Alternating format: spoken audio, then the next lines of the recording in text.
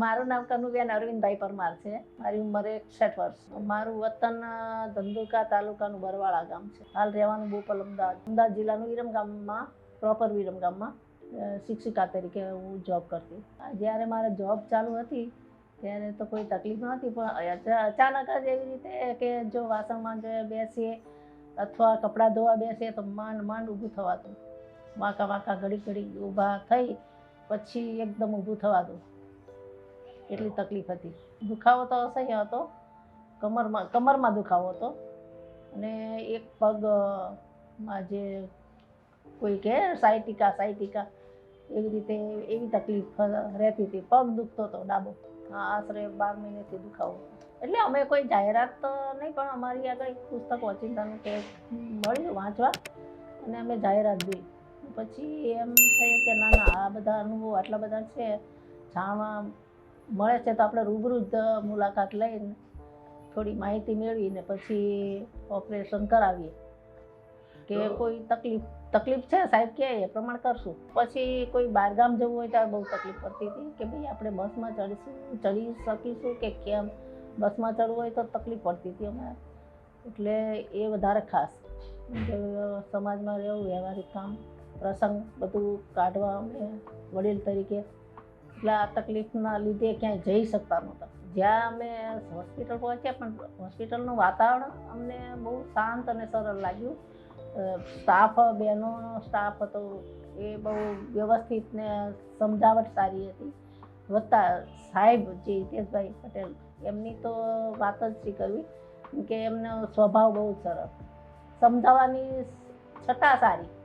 અને અમને એમ લાગ્યું કે ના સાહેબ કહે છે વાત સાચી જ છે અને આપણે સીધું જ અમને ઓપરેશન કરવાનું કીધું હતું. એટલે અમે એમની સમજાવવાની છણાવટ એટલી બધી સરસ હતી કે અમને એમ થયું કે ના ખરેખર સાહેબ વાત કરે છે એ સાચી છે, ભવિષ્યમાં આપણે તકલીફ ના પડવી જોઈએ. એટલે અમે તરત જ નિર્ણય લઈ લીધો કે ના ઓપરેશન કરાવી જ નહીં. ના, મને તો એવી કોઈ ડર, ઓપરેશનનો તો કોઈ ડર જ નહીં. કોઈની વાત સાંભળી જ નથી કે આપણે આપણા શરીરનું આપણા પોતાને થાય છે એ આપણે જોવું પડે ને.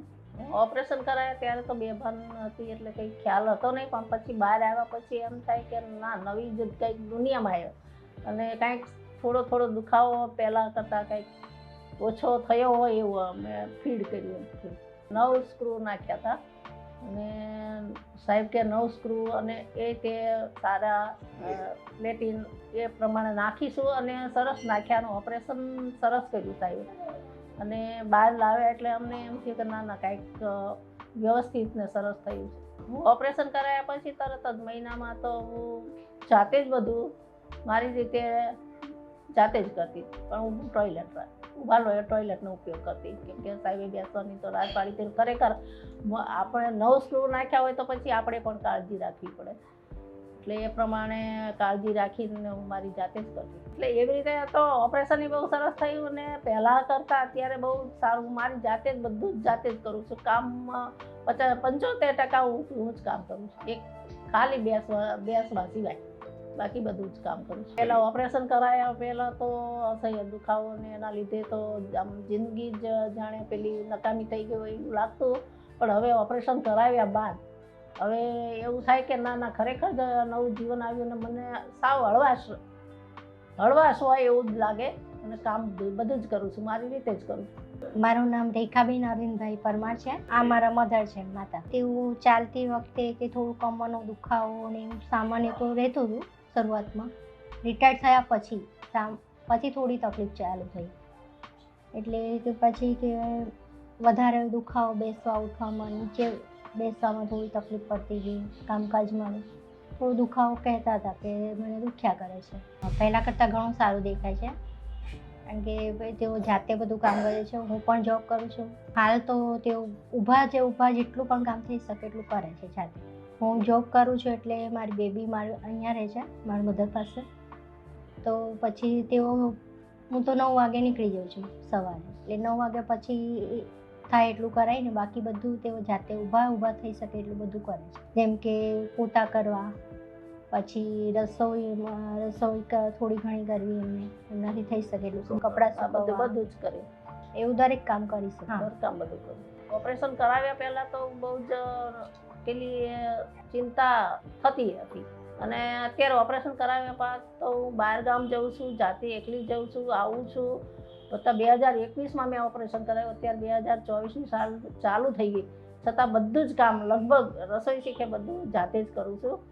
મને હરવા ફરવામાં, ચાલવા, બેસવા, ઉઠવામાં કોઈ તકલીફ નથી. જ્યારે મારા મધર ત્યાં હોસ્પિટલ લિવિયન હોસ્પિટલમાં રોકાયા હતા ત્યારે આ સ્ટાફનું વાતાવરણ પણ ખૂબ જ સરસ હતું. બધા પ્રેમપૂર્વક વર્તાવ કરતા હતા તથા જરૂર પડે કે અમારે જ નર્સને ડૉક્ટરની પણ ફેસિલિટી એ રીતે જ હતી કે અમારે જોડે રહેવું ના પડે. એ લોકો તરફથી પૂરો સપોર્ટ હતો. મેં ત્યારબાદ 1-2 વાર અમે જ્યારે સાહેબને બતાવવા આવ્યા, પણ સ્વભાવ તો એનો એ જ. અને પાછા કોઈ જરૂર પડે તો જ દવાનો ઉપયોગ કરજો, એ સાહેબનો સ્વભાવ બહુ સરસ કે આ ટેબ્લેટ લેવાની બાકી નહીં લેવાની. તો એ એમનું ખાસ સારું. હા, મારી બેન નાની છે અને હું જ લાવી હતી ત્યાં ઓપરેશન માટે, અને એને પણ કરાવ્યું જ છે ત્યાં લિવેલ હોસ્પિટલમાં જ, કૈલાસબેન. મારા જેવી જો તકલીફ, મેં તો 9 સ્ક્રૂ મુકાવ્યા છે સાહેબના કહેવાથી, અને સાહેબે સરસ રીતે અને સારી રીતે જ ઓપરેશન કર્યું અને વ્યવસ્થિત કર્યું. અને એમના થ્રુ હું સંદેશો બધા પબ્લિકને આપું છું કે ના, ઓપરેશનથી કોઈ ડરશો નહીં.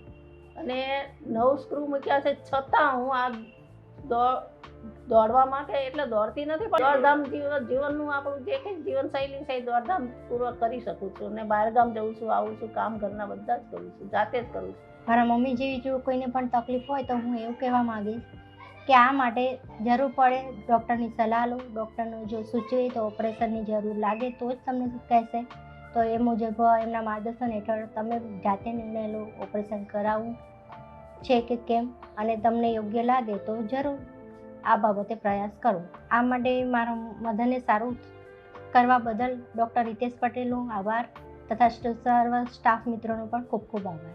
મારા ઓપરેશન માટે જે ડૉક્ટર હિતેશભાઈ પટેલનો જે સરળ સ્વભાવ છે, એ એમની સમજાવટ, એમની છણાવટ, એનાથી હું ખૂબ ખૂબ આભારી છું. અને મને સારું, સરસ, ખરેખર સરસ એમનું ઓપરેશન થયેલ છે. એના માટે હું ખૂબ ખૂબ ધન્યવાદ આપું છું.